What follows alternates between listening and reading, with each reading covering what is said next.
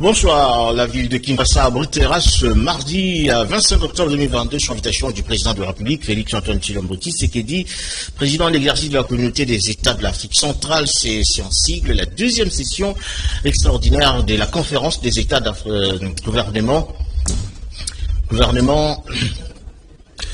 de la communauté des États de l'Afrique centrale. Cette rencontre sera exclusivement consacrée au processus de transition politique en vue du Tchad dans le cadre du Conseil de paix et de sécurité de l'Afrique centrale. Christophe Mbosso a échangé avec le président honoraire du Sénat, Léon Kengo Adondo, autour des questions essentielles relatives à la gestion de la Chambre basse du Parlement dans des périodes clés, notamment celle de l'avant-adoption de budget et d'autres connexes. Christophe Mbosso a estimé qu'il s'est suffisamment ressourcé auprès d'une personne outillée et expérimentée pour recueillir par Jean-Pierre José. Je suis venu rendre une visite de courtoisie au patriarche Kengo, notre ancien président du Sénat. Je viens de temps en temps aussi me ressourcer auprès de lui pour discuter avec lui quelques problèmes qui concernent notre pays. Donc, c'est une bibliothèque pour nous. Je suis venu le voir, lui rendre visite de courtoisie et parler avec lui d'un certain nombre de problèmes qui concernent notre pays. Voilà. Une réunion au sommet entre les ténors de l'Union sacrée autour du président de l'Assemblée nationale, Christophe Mbosso, député national, ministre du gouvernement central, membre de l'Union sacrée, ont été à cette réunion consacrée essentiellement au prochain débat sur la loi des finances, exercice 2022. Le Premier ministre présent a précisé que le budget actuel est de 14 milliards de dollars américains et méritait un appui véritable de l'Union sacrée. Jean-Pierre José.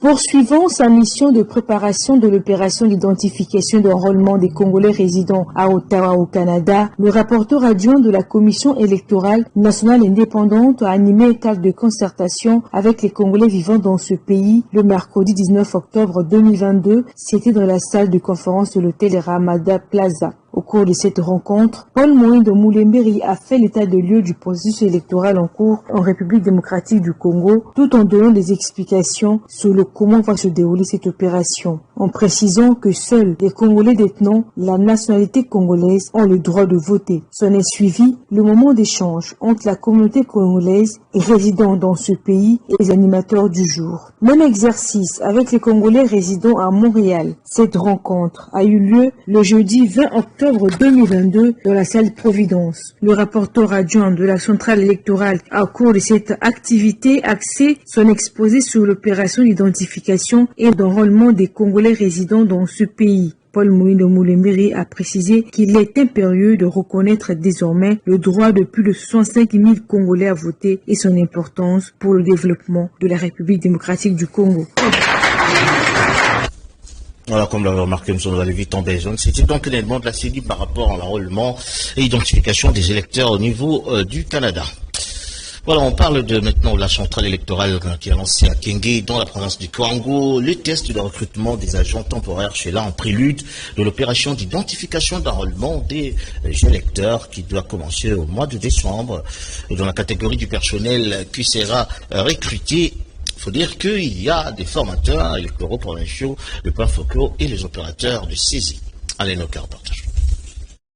Les tests du recrutement des agents de la centrale électorale a été lancé à Kenge, à Kwango, par les rapporteurs adjoints de la CENI, Paul Moïndo. Ces recrutements du personnel de la CENI concernent les formateurs électoraux provinciaux FEP, les formateurs électoraux territoriaux FET, les points focaux juristes PFJ et les opérateurs de saisie OPC. À son arrivée dans la province du Kwango, les rapporteurs de la centrale électorale a été reçu par les vice-gouverneurs de la province province Tangangandou. Après leur entretien, Paul Moindo a visité les installations du secrétariat exécutif et provincial de l'administration électorale pour s'assurer de la viabilité de la concession et du bâtiment pour les dispositions du déroulement du test du recrutement. À cette occasion, l'envoyé spécial de la centrale électorale Paul Moindo s'est adressé aux candidats pour les tests du recrutement que tout le monde bénéficie de la même chance. Pas question de la fraude et de la tricherie. Ce sont ceux qui méritent et seront retenus pour la formation avant le début de l'opération d'identification et d'enrôlement des électeurs. Le seul message que nous voulons lancer, c'est que nous avons pris toutes les dispositions pour que le test puisse se dérouler dans la crédibilité et dans la transparence. Le test va se dérouler par les machines et les candidats seront devant les machines qui feront une correction automatique. Les questions ne sont pas manuelles, les questions sont électroniques. Et si vous voyez dans la rue des gens qui commencent à envoyer des questionnaires et tout ça, sachez que ces questionnaires-là ne sont pas ou ne seraient pas venus de la CENI. Parce que les questionnaires ne peuvent être visibles que par les candidats lui-même et non même pas par les agents de la CENI qui sont dans les divers démembrements. Les tests se fait sur ordinateur pendant une durée de 20 minutes pour tous les participants. La pré-COP 26, la COP 26, la pré-COP 27 et la COP 27, c'est autour de ces questions que la Commission environnement de l'Assemblée nationale souhaitait échanger avec la vice-première ministre.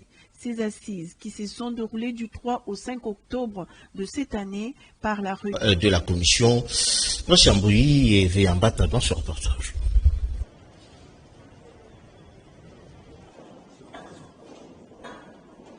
La vice-premier ministre, ministre de l'Environnement et du Développement durable, a répondu aux préoccupations des sénateurs membres de la Commission Environnement, Ressources naturelles et Tourisme du Sénat. La restitution de la COP 26, le préparatif de la COP 27, 2 points des échanges entre F. Bazaïba et les sénateurs de cette commission sénatoriale. Dans son intervention, la vice-premier ministre est revenue sur le déroulement avec succès de travaux préparatoires de la COP27 en RDC. Ces assises qui se sont déroulées du 3 au 5 octobre de cette année par la réunion ministérielle à Kinshasa et précédée par la réunion des scientifiques à Yangambi a constitué un modèle de réussite à l'actif de la RDC. Malgré ces succès récoltés par le pays en abritant ces travaux, F. Bazaïba a fait part aux sénateurs membres de la commission environnement d'énormes difficultés rencontrées pour la réussite de ces assises à Kinshasa organisées sur fonds propres. Par ailleurs, à Sharm el-Sheikh, en Égypte, F. Bazaïba a demandé aux sénateurs d'adopter une position commune concernant la transition énergétique, la finance climat et les prix de crédit carbone. Vous savez, la question du changement climatique, personne ne peut y travailler seul. Que vous soyez responsable de pollution, victime de pollution ou ayant la solution, parce que nous respirons le même oxygène. C'est pourquoi il nous est demandé de comprendre la problématique de la responsabilité commune, mais différenciée. Nous ne pouvons pas travailler seuls. Nous avons le potentiel, nous avons besoin de la technologie, par exemple, pour transformer nos ressources, pour faire valoir ces potentiels. Donc, on ne peut pas travailler seul. Les autres aussi ne peuvent pas rester seuls parce qu'ils ont besoin de nos ressources pour leur développement. Je crois que nous allons travailler en partenariat. C'est d'ailleurs l'objectif 17, les objectifs de développement durable, travailler en partenariat. La patronne de l'environnement a sollicité l'implication des sénateurs pour que le pays puisse avoir des négociateurs attitrés en vue de mener de plaidoyer pour matérialiser la vision de la RDC, pays solution. On poursuit donc cette édition pour dire que le chef de l'exécutif provincial du Congo central, Dibandou Ndungidi, a procédé le week-end dernier au lancement officiel des travaux de modernisation du marché central de Matadi au quartier sud. Nous sommes là dans la commune d'Envosi. Image commentaire.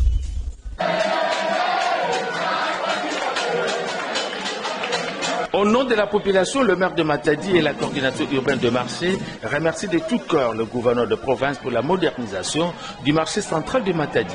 C'est ce qu'on peut retenir des écrits sur les banderoles, écrits de joie de la part de la foule compacte venue assister à cette cérémonie marquant le lancement officiel des travaux de ce centre de négoce situé au quartier sud à la commune de Vouzi, samedi 22 octobre 2022.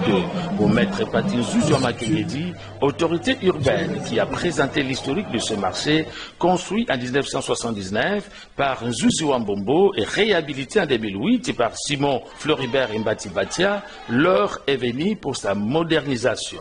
Cette initiative accompagne le programme de 145 territoires consistant à réformer, reconstruire et moderniser toutes les infrastructures à travers les entités, martèle le gouverneur Guy Bandundu Guidi, qui à travers ce geste invite les filles et fils Congo à mettre la main dans la pâte pour la reconstruction de la province.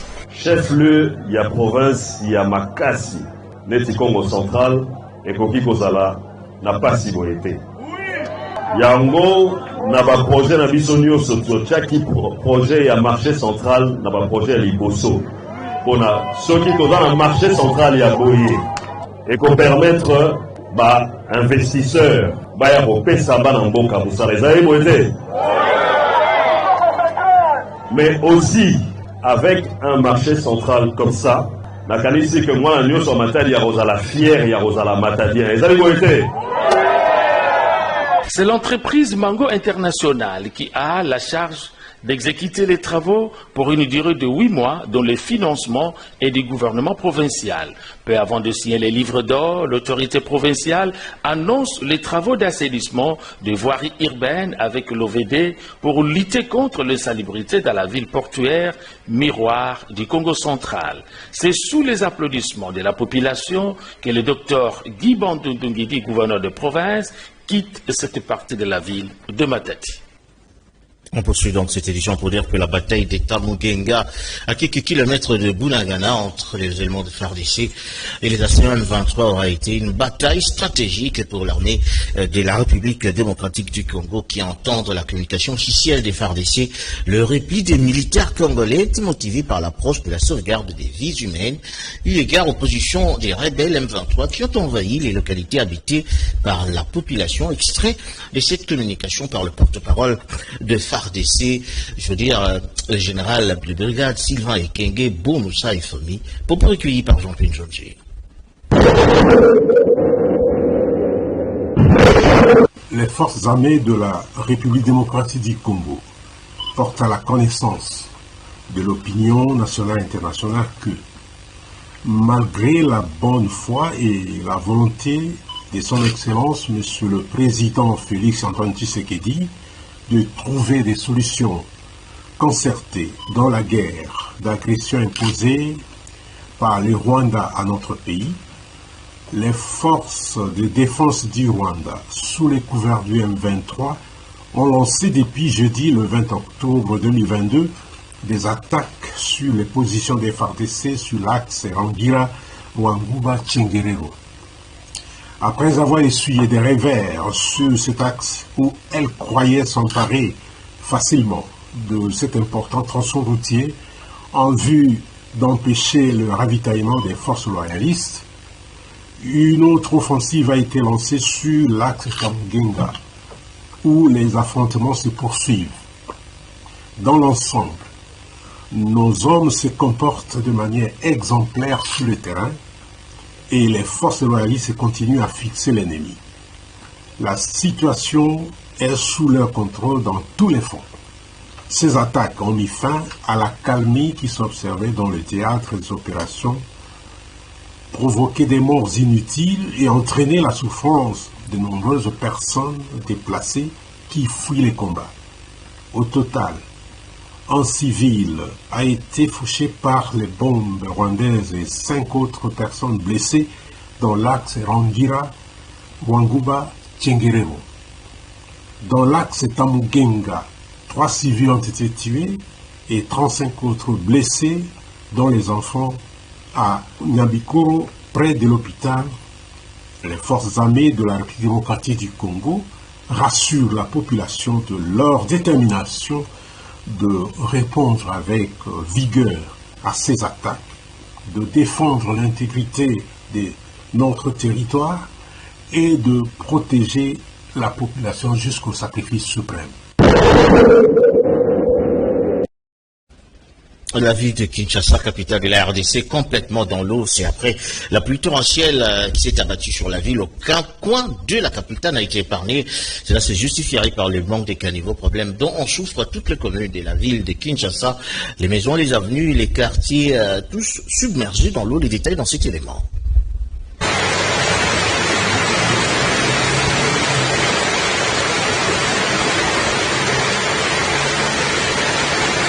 Les maisons et le parcelle inondés, les avenues submergées et les routes bondées d'eau pluviale après la pluie diluvienne qui s'est abattue sur la ville capitale de Kinshasa ce lundi 24 octobre 2022. Pour cause, le manque de caniveaux, problème majeur à toutes les 24 communes de la ville de Kinshasa et les non-curages des caniveaux existants, situation qui a perturbé la circulation à travers la ville, tant pour les automobilistes que pour les piétons. Cette dernière allant jusqu'à occasionner des cas d'érosion dans certains coins de la capitale. Nous sommes à Kimwenzala et cette pluie vient de créer des dégâts incommensurables. La route s'est cassée pratiquement en deux, donc plus jamais les véhicules ne peuvent passer ici, pour l'instant en tout cas. Après la pluie vient les bons temps, dit-on, chose qui fort malheureusement n'a été le cas de la ville de Kinshasa.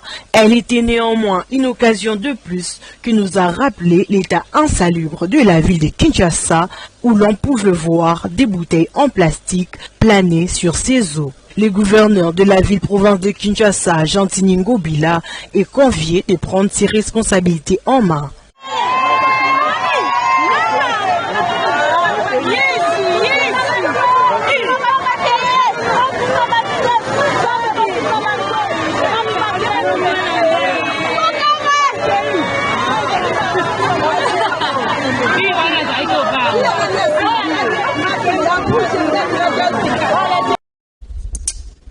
Voilà, c'était donc la ville de Kinshasa.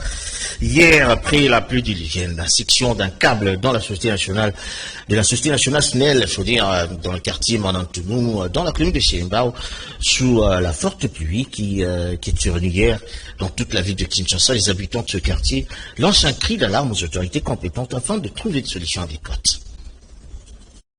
Après la pluie qui s'est abattue hier dans la matinée sur toute la ville de Kinshasa, plusieurs drames s'y sont produits sous cette forte pluie. C'est le cas du quartier Manantounou, précisément sur l'avenue Matouba, dans la commune de Selembao, où il y a eu section d'un câble de la Société nationale d'électricité en pleine rue qui a plongé ces quartiers dans l'obscurité totale et empêche aux usagers de cette avenue de bien circuler. Quelques habitants de ces quartiers se sont exprimés en ces termes. Les gens de SNEL n'ont même pas bien canalisé leur fil électrique. Ils passent leur fil électrique sur les maisons des gens et voilà pourquoi après la pluie il y a des dégâts. Hier on a connu des dégâts sur les routes principales. Le câble de SNEL est tombé là. Si les appâts étaient là, si les appâts sortaient de l'école, si les gens passaient par leur véhicule, ça serait un dégât grave pour l'humanité. Qu'est-ce que je demande au gouvernement? Que les services de SNEL organisent bien et passent bien leurs câbles. Pas sur les maisons-ci et au-dessus des maisons des gens, mais il faut bien canaliser avec leurs poteaux pour aider la population. Parce que nous avons toujours peur de ce qui était passé à Makazikibala. Il y avait beaucoup de gens qui ont perdu leur vie, toujours à cause de SNEL. SNEL, organisez votre travail, s'il vous plaît. Organisez votre travail. Les habitants du quartier Manantounou sollicitent l'implication des autorités de la Société nationale d'électricité pour dépêcher une équipe pour la réparation de ces câbles afin d'éviter des électrocutions qui peuvent causer des pertes en vies humaines. Voilà, fin de ce journal. Merci à vous de nous avoir suivis. Merci également à Kouparbola, Freddy Takidi, Alain Noka, Souley Mboyo, Tony Binda, ainsi que Jean-Pierre Njonji pour sa réalisation. On se retrouve plus tard. D'ici là, portez-vous bien. Bonsoir.